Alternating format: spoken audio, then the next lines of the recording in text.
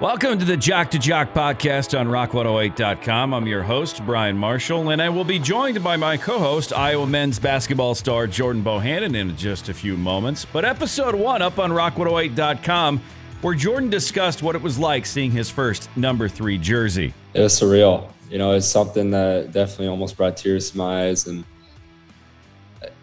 it's pretty emotional just even think about it today, because I was that kid on the sidelines, watching my brothers play, watching, John Diebler play, the record I just broke, watching Steph Curry play against my brother in Detroit Lions Stadium, and then NCAA tournament way back then. And I was always on the sidelines cheering on and hoping to be that kid someday. So to kind of have that same thing come full circle, where I'm in this kind of platform to see kids wanting to emulate my game, wanting to shoot long distance threes. It's pretty cool to see, and something that I'm forever grateful, because Iowa fan base is one of the best fan bases in the entire country for sure. Look, I kind of get it. I remember signing my first autograph on a Rock 108 bumper sticker, and it was like, wait a second. I remember seeing my first DJ and reaching out to him to sign an autograph. Yes, I know, I'm a radio nerd. I'm also a rock jock, and I'm joined by the other jock on this Jock to Jock podcast, the basketball jock, Jordan Bohannon. Great to have you back. Thanks for having me, Brian. How have you been since we last talked? It's been quite the journey, as we all know it would be this last final year of mine, and I've just been doing what I can to continue trying to help the younger guys out and trying to pull off some good wins like we had against Virginia, and just along for the ride. It's been fun. I remember watching basketball back in the 90s. Basketball shorts up, well past their thigh. When do you think the change happened in college basketball to get the shorts that you guys have today? Yeah, it's crazy, because when I was a freshman, the style, the trend was still in, where it was the baggy shorts. Yeah. Even when I was a freshman in college, and all my high school, everyone wore the kind of the baggier shorts. And then once sophomore and junior year hit, all of a sudden the shorts kept getting shorter and shorter. Now you see guys rolling the shorts up pretty much all the way up to, their hip length. It's crazy nowadays. Walk me through this, because I've never had the opportunity.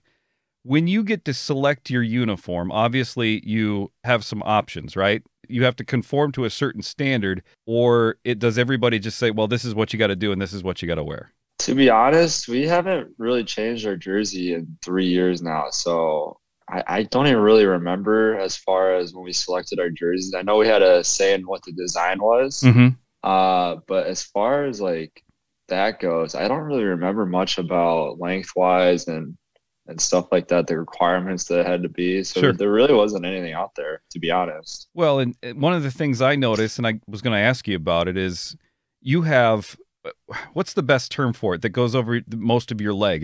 Is it a brace? Is it a compression? What is that you're wearing? Some people call them leggings. Some people call them tights. I don't really know the correct terminology to use for them, but yeah, I don't really know how that became a trend either. I think a lot of people, I guess, were tired of skidding up their knees when they were on the floor. That kind of helped with the impact, but I think it's more of a style than anything. But why did you pick up that style, if you don't mind? So back in high school, I started wearing them around AAU games, and around when actually Fran recruited me the very first time. We had a scrimmage with Iowa City West, actually, and he was able to be there. It was technically a quote dead period for college coaches to look at prospects, but since his sons were playing, he was able to be there and watch the scrimmage between 2 high school teams and his son. So I was playing it. Actually, that was the very first game I started wearing these tights. I ended up having if you ever talked to Connor and Patrick, they'll tell you guys how many exact points I had, but I think I had 45, 50 points on these guys. And ever since then, I kind of been wearing them on and off, and guess it's been a good luck charm for me to get to this point in my life to play at Iowa because of that. So you're comfortable in calling them tights then? I'm comfortable calling them whatever. It got me a scholarship, so. Yeah, dude, I mean, obviously things are working out. You talked about some positives. You mentioned the Virginia game. Big Ten ACC Challenge. You're facing Virginia. What was the environment like for you in that? Oh, it was crazy. That was kind of the first road environment that our whole team has experienced, other than myself, Connor, and Joe T. Patrick hasn't really played, but he's been in those environments. But other than that, that was kind of a big test for us. And I think that kind of showed our identity as a team. No matter if we go through a couple losses here or there, that we have a team to do something special, and we can always look back on those wins, what we did there, to try to emulate them later on in the season. You had mentioned some losses, and that's kind of one of the things I wanted to talk about here in episode 2, the agony of defeat, as it were. What was the harder loss for you? Was it the Purdue game, or was it Iowa State? Both are really hard. Anytime you lose a game that you feel like you should win, it's tough. But I think both those games, anytime you get out rebounded as much as we have the last couple of games, it's tough to win any game. We matched up pretty well with Iowa State. They play a primary guard front for their lineup, so we're a smaller team this year as well. So we thought we could match up well on the boards, but for whatever reason, we just weren't not allowing them to get those second chance points, and it's tough to win any game. But Iowa State, I'm definitely going to hear that loss for as individually wise. That's probably the harder one, because I'm going to hear about me losing at Hilton for my last game with Iowa State for the rest of my life. But didn't you put up 17, didn't you? Yeah, I did what I could.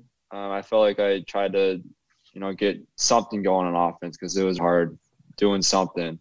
Their defense is really great this year, but I'm just fortunate to even play in the Cyhawk series. It was a dream of mine to play at Hilton, to play against Iowa State and Carver ever since I was a little kid, watching my brothers play. So to see kind of this whole thing kind of end, it's really bittersweet. I know I ended up on a loss, but man, it's been so much fun going back and forth with Iowa State fans and seeing the rivalry that it is. And it truly is one of the best in the entire country. Did you write something on your shoe? I've been writing stuff on my shoe. I write no better. It's Tate Schaefer, who's from Williamsburg. He passed away last year, and I got really close with him and his family the last couple of years.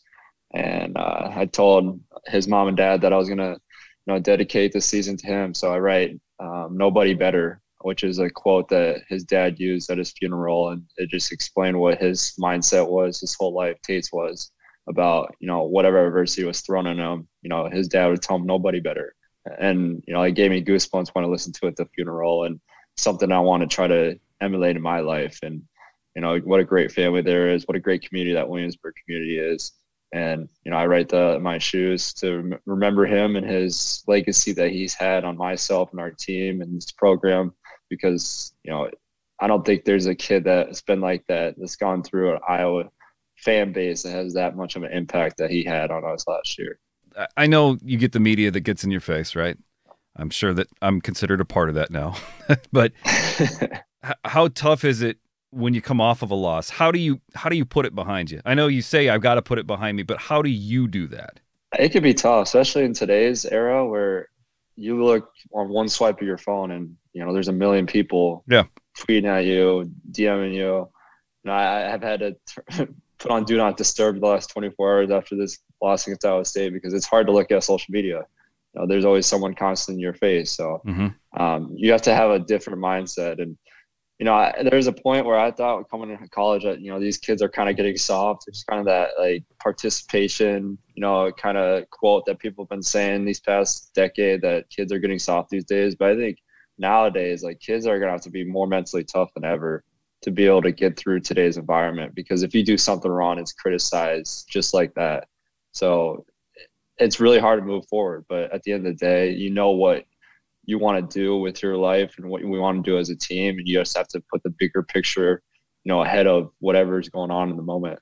How much of dealing with that is you personally versus the criticism that comes from coaches? That right there, it's more constructive, right? This is how we need to improve, right? Right. Yeah. The coaches have been phenomenal. They always have. Yeah. We went through a 14-19 year, my sophomore year. Right. And essentially we took the exact same team that next year and, pulled off one of almost the greatest upsets ever in NCAA history against Tennessee that next year. So that shows the kind of character guys that Coach McCaffrey recruits. And he really keeps everyone level-headed and understands that, things are never as bad as they seem. Things are never as good as they seem. Without getting too deep into it, how hard is it to take a scolding from Coach? It honestly is not, for me personally, it's not hard at all, because I know I want a coach that is wanting the best out of me. Yeah. And if a coach is not wanting the best out of you, then they're not on you 24/7. They're not, up into you when you're doing something poorly or when you make a mistake. That's not someone that has the best interest in you.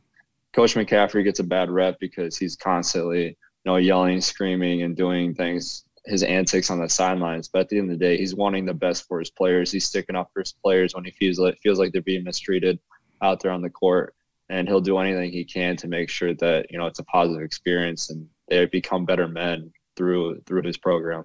A lot of people make fun of Coach because of that, but if he didn't care, he wouldn't be that animated or he wouldn't be that into it. At least is what I'm seeing from way on the outside. Is that an accurate statement?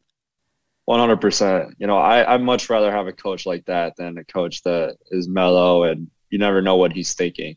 With McCaffrey, he's been open book with everyone and media, to his families, to the player families, to just go down the line in the community of Iowa City and Iowa. Everyone knows what he's thinking when he's on the court. Yeah. And I think that's what makes it so great and makes it so beautiful to watch because he gets the best out of his players. I mean, you look at a player like Luka Garza that no one thought that could be an NBA player. And he developed Luka. Luka worked his butt off individually and had a lot of help from the coaching staff to make him the player he is today. Do you have a lot of communication with a guy like Luka? Yeah, we talk pretty regularly.